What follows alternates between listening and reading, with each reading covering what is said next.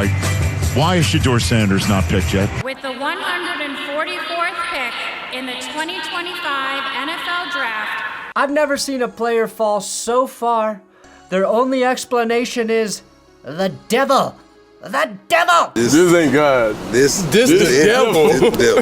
And then be immediately proven correct when the Browns draft you. The Cleveland Browns select Shedeur Sanders, quarterback,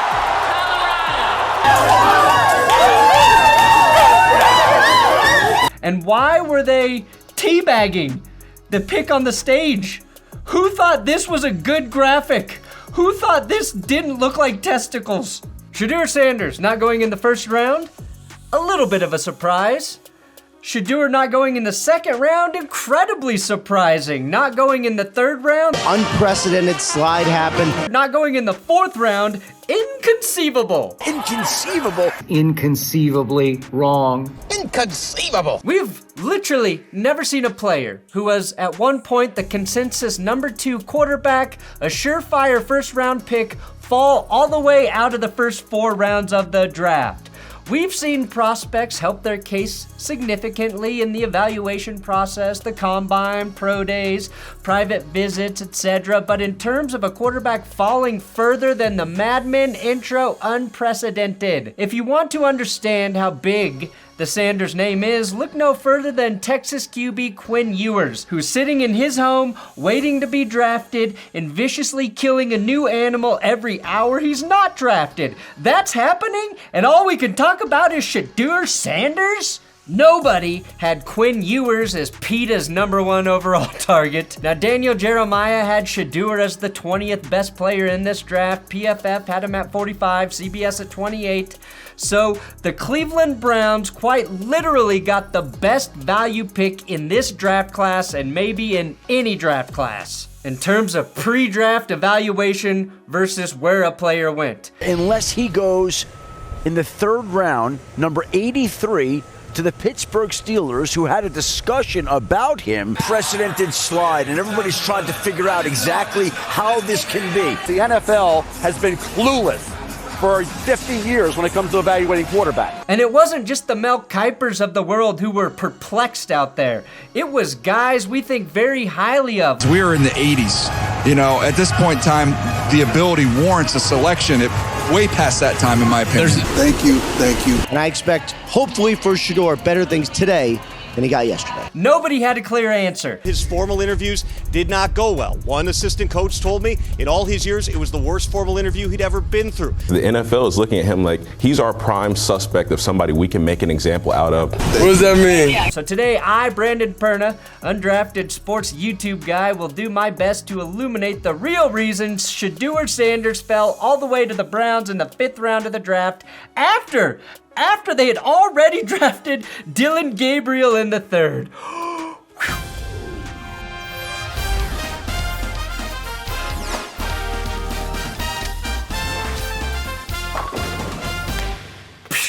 Don't forget to subscribe to this YouTube channel. Now, the funniest tweet in regards to Shedeur Sanders came from Skip Bayless. And by funny, I mean unintentionally. Skip, in all caps, told us, "What's happening to Shedeur Sanders is the most stunning and disgusting development in NFL draft history." I don't know if I'd say disgusting, but it is odd.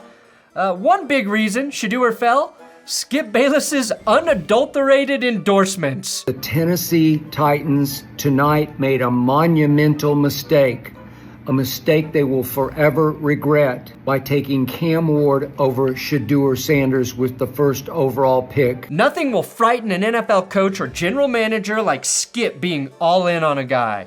The only thing worse for a quarterback? Getting an endorsement from Donald Trump. He did it to Johnny Manziel just like Skip. And the only thing worse than that is getting an endorsement from Antonio Brown. Oh fuck, maybe this is the work of the devil. This the devil.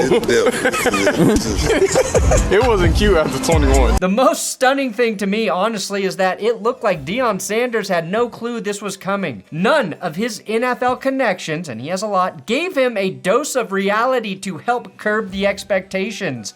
That is indeed legendary. He's got legendary Like he's got legendary all over. It's as if that's his wallpaper. In terms of the slide, Deion is part of the problem. I think we all know that. Outside of the Deion brand being too big for his son's true skill set, one problem here is Shedeur Sanders doesn't have an agent. Deion is representing him. Why is that relevant? Well, the Sanders inner circle doesn't have a truth teller. You need an agent to act as a buffer between Deion and Shedeur and NFL teams so you can get honest feedback. If Deion is out of the loop, that means he's failing as an agent. Agents are in the loop. Deion is too well liked across the league, so if he calls an NFL team like he did after hearing about Shedeur's alleged bad interviews, he's getting sugar-coated responses or flat-out lies about how these teams were actually viewing Sanders. Instead of hearing what he needed to hear, he heard what he wanted to hear. I honestly believe an agent could have helped them address some of the concerns these teams clearly were having. Or, more likely, Deion would have probably fired the agent who was telling them the truth, and we'd be in the exact same situation regardless. Shiloh Sanders knew.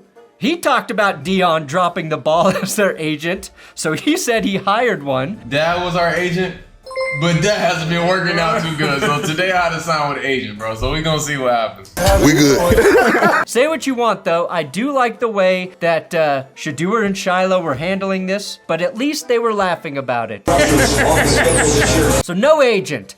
Problem 1. Problem 2, Shedeur must have really been unimpressive in his interviews. It'd be funny, some of the memes, though. I went in the meeting. Who was it, Bobby Schmurda? He was on the table. Oh, yeah, when he was performing for the label. I imagine this is how one interview went. You're hired. You're in, unless you're like the weirdest guys ever and I don't see it. Great. I'm just now noticing all of the Raiders memorabilia in that scene.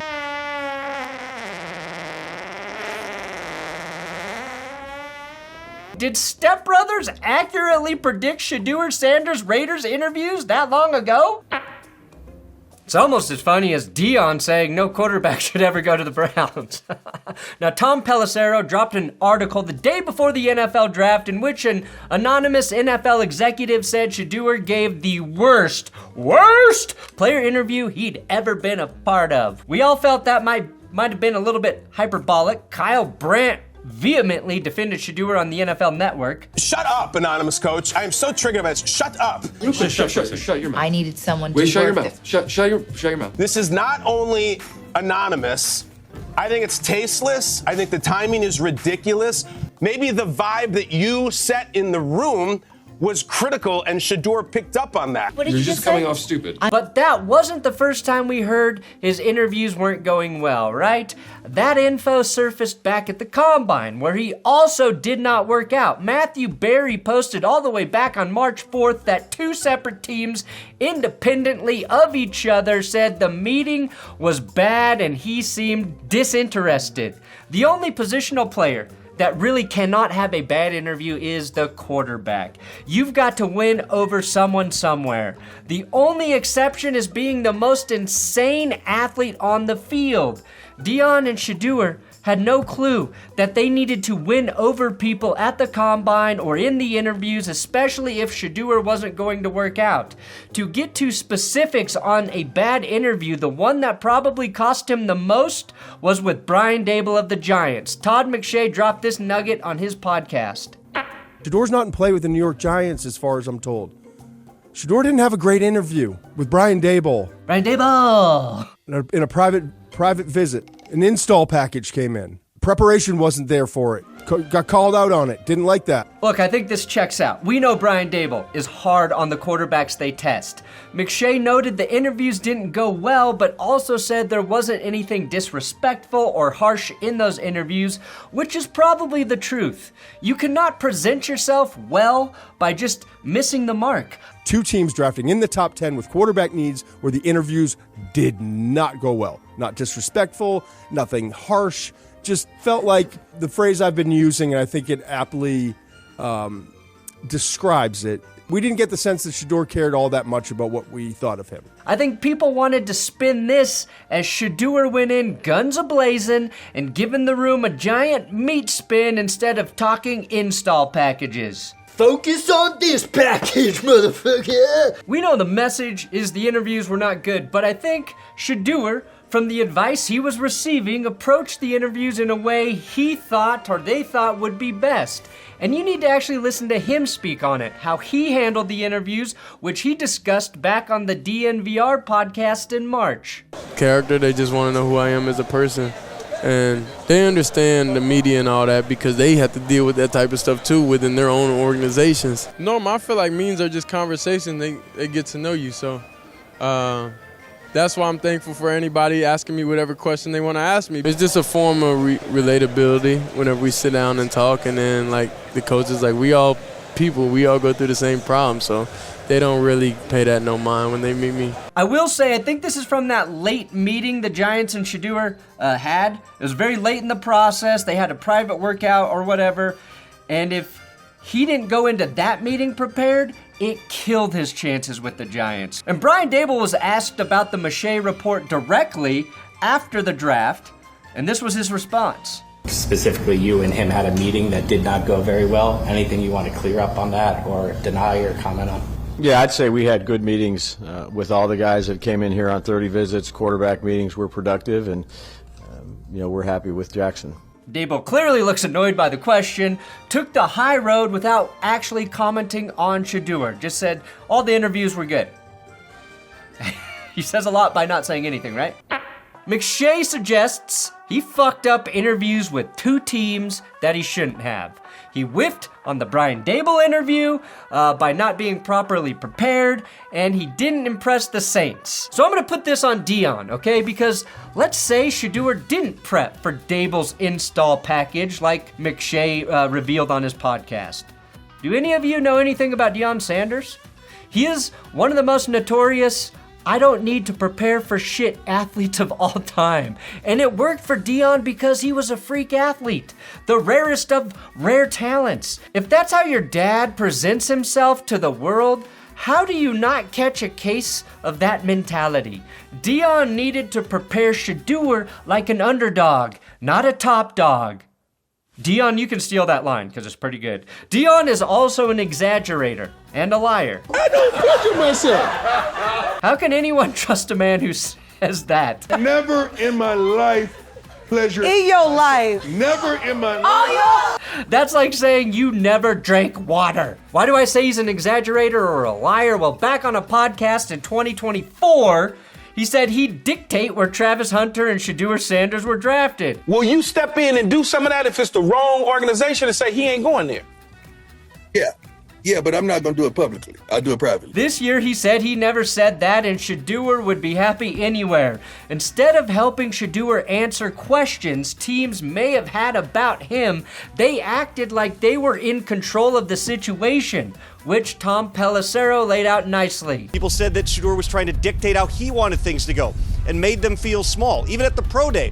Throughout the pre-draft process, Shedeur Sanders very much proceeded as if he was dictating to clubs where he was going to go rather than how the draft works, which is the other way around. And there were a bunch of opportunities missed at the various checkpoints through that pre-draft process. Poor Dylan Gabriel, though, right? He was the quarterback tipping point, the breaking point that made us all start wondering if there was a real collusion or effort to blackball Shedeur, right? I don't think there was any collusion, okay? I do believe Shedeur didn't take advantage of his opportunities to impress quarterback-needy teams, and I think this is a draft where the needy teams are far and few between. Even the fringe quarterback teams like the Seahawks and Raiders weren't high on Sanders. Shedeur was banking that his on-field production at CU would speak for him.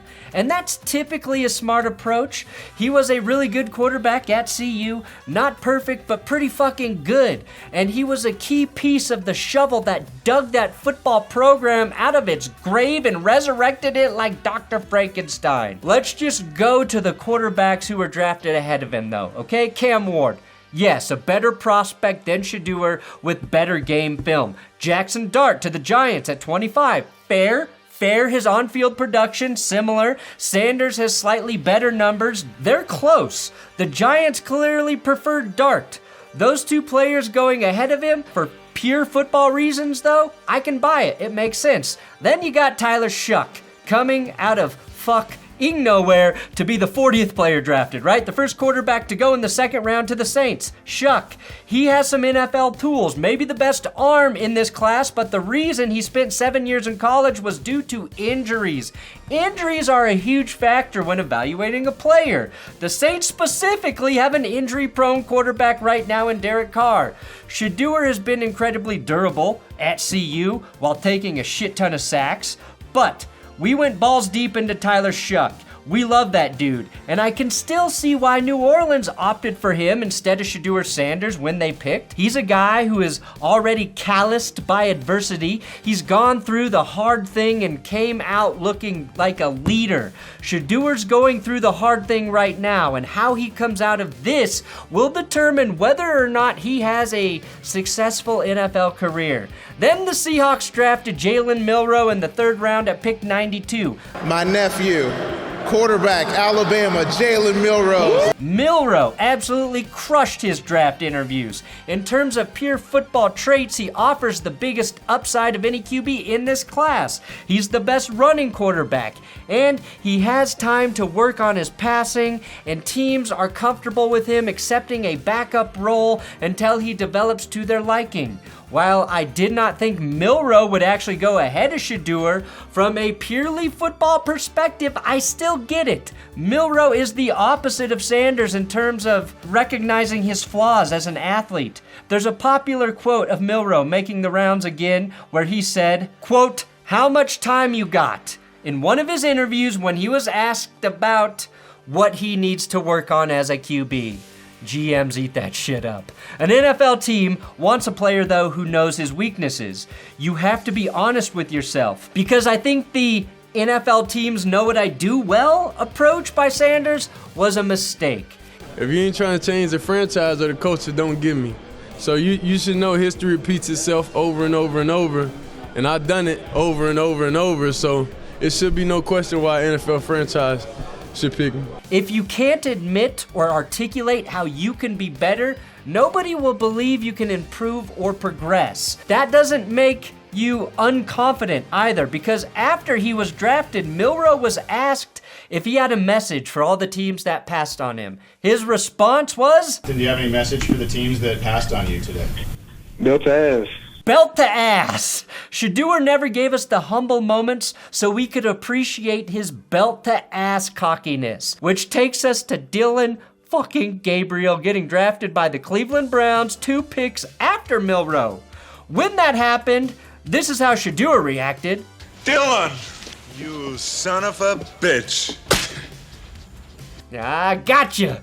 Deion, you son of a bitch. The Browns traded up for Deion Gabriel, by the way. Nobody, and I mean nobody, had Gabriel ahead of Shedeur. No offense to Deion. I like his game. The Browns are a team in QB hell, though. They actually need a new starting quarterback at some point in the very near future. Just like nobody saw Sanders falling to the 5th round, nobody saw him going to the Browns after they already drafted a quarterback from this class. It is wild. This is what Shedeur has to do now, though.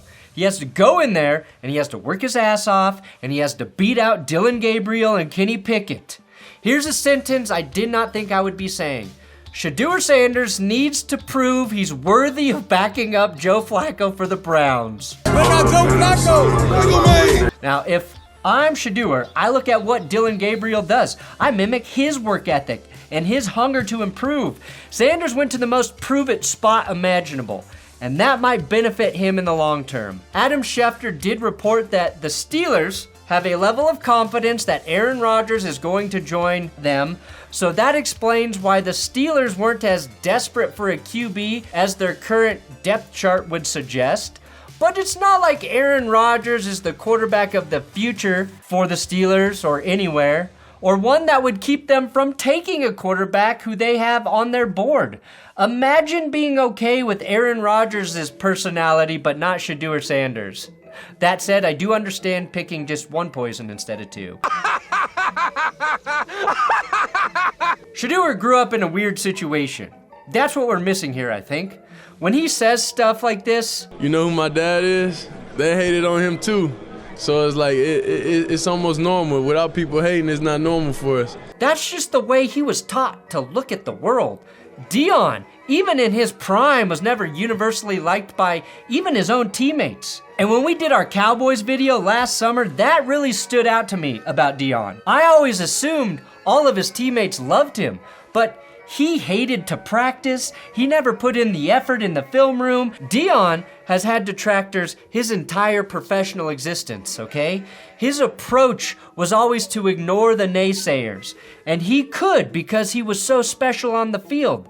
If that's been your entire experience, we like the adversity. We like everything that comes with the name. That's why we are who we are. If you made a career blocking out all of the criticism because a lot of it was probably unjustified, I think evolving from that mindset to help his son, who needs a lot of constructive criticism about his game and his approach to football, just simply never happened. You might not love all the self-hype, but too many personnel members around the league like Deion Sanders, which is why he wasn't handling this draft process in a realm of reality. There's always been a gap between where potential starters and backups are selected, and if teams don't have a starting grade on Shedeur or already have a starter, they're not going to pick him in the top 4 rounds knowing he's not going to be on the field for them.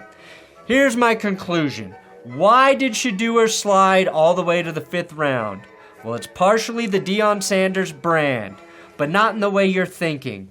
The brand is so strong, it got Shedeur Sanders a ton of attention at CU. Probably more attention than the program actually deserved. It was an absolute spectacle, and it happened overnight. A one-win team nobody gave 2 shits about was suddenly hosting nationally televised college games with huge celebrities attending because of Deion and because of Shedeur and because of Travis Hunter. Shedeur played well, too. Not perfect, but the fact that he played good football keeps getting lost in this discussion. That's what baffles all of us who watched him play. All of that extra attention, though, for the Deion brand probably inflated Shedeur's value.